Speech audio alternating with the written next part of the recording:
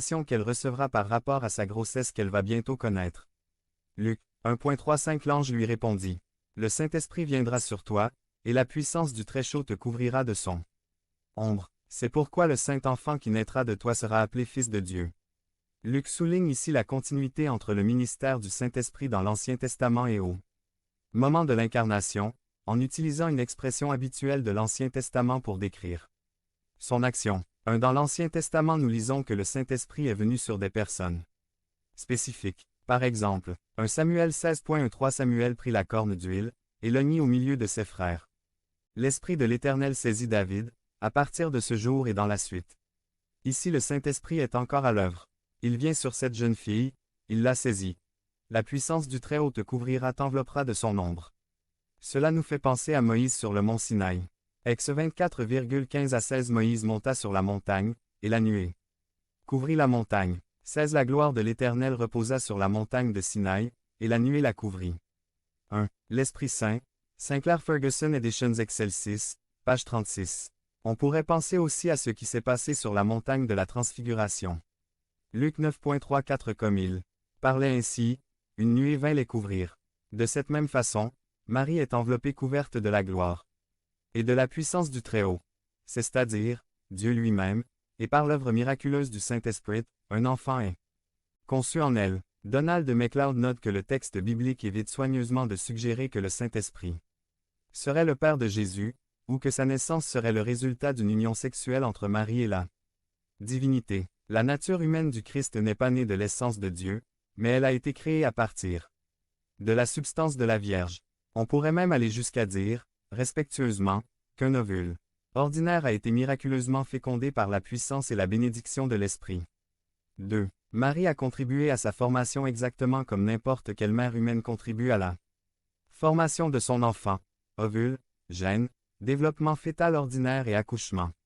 Il est tout à fait juste de dire qu'il a été le fruit de son sein. Lu 1.42, BC. Il n'y a aucune raison, écrit John Pearson, de refuser à Marie quoi que ce soit de ce qui est donné aux autres mères en rapport avec le fruit de leur sein. Rien d'autre ne doit être attribué à l'Esprit que ce qui est nécessaire pour faire en sorte que la Vierge accomplisse les actes d'une mère.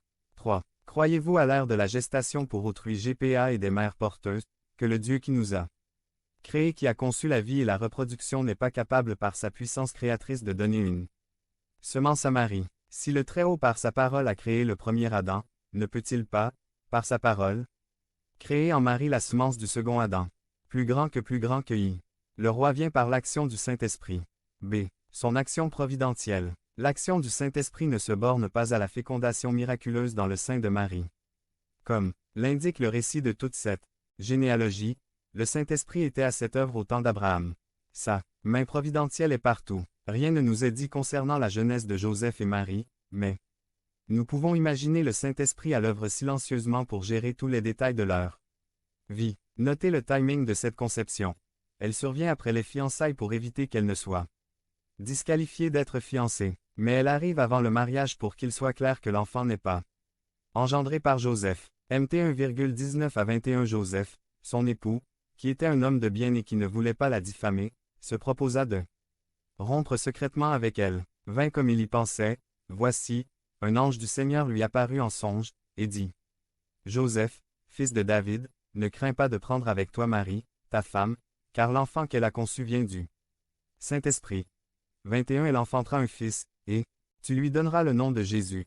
C'est lui qui sauvera son peuple de ses péchés. Notez aussi que, quoique Marie soit avertie avant la conception, Joseph est laissé dans l'ignorance, jusqu'à ce qu'il l'apprenne par des voies humaines.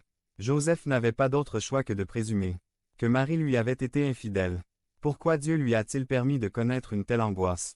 Cet arrangement était essentiel afin de providentiellement préserver la validité de l'événement et l'identité certaine de l'enfant. L'annonce à Marie était bien évidemment nécessaire afin de la préparer pour ce qui allait arriver en elle, de lui dire pourquoi et comment. En même temps, c'était essentiel pour Joseph de n'avoir aucune connaissance avant l'heure de la grossesse de Marie.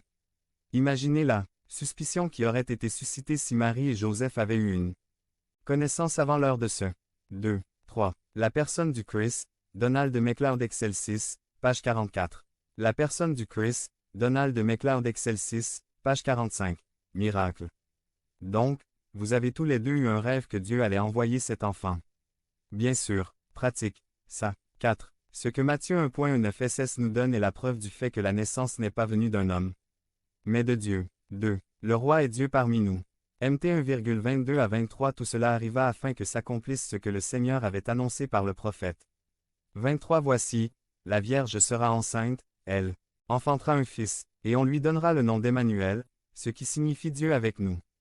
Je vous invite à trouver Ésaïe 7 où nous rencontrons le roi Achaz. Le roi Achaz avait peur. Son grand problème. L'homme contre nous. Qu'est-ce qui lui fait peur? Ésaïe 7.2. On vint dire à la maison de David. Les Syriens campent en Éphraïm.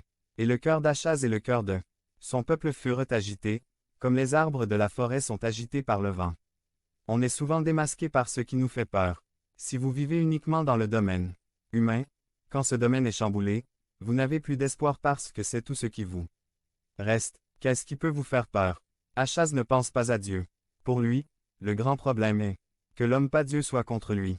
Mais Achaz a un deuxième problème. Il n'a pas seulement peur de l'homme, il pense que la seule force qui peut agir est une force humaine. Et donc pour lui, la seule solution possible, l'homme avec nous. Voici sa devise. Il faut bien choisir ses amis. Et donc il ne tourne pas vers Dieu, mais vers l'homme. Non seulement est-ce qu'il n'a pas de place pour Dieu parce que sa vie est limitée au domaine terrestre et humain, mais dans ce domaine tout ce qui compte est la force humaine. Il se tourne donc tout naturellement vers un autre roi. 2 Rois 16. Cet Achaz envoya des messagers à Tiglath-Pilésé, roi d'Assyrie, pour lui dire: Je suis ton serviteur et ton fils. Monte, et délivre-moi de la main du roi de Syrie et de la main du roi d'Israël. Mais notons ce que dit l'Éternel dans ce passage. Ésaïe 7,13 à 14. 13. Ésaïe dit alors: Écoutez donc,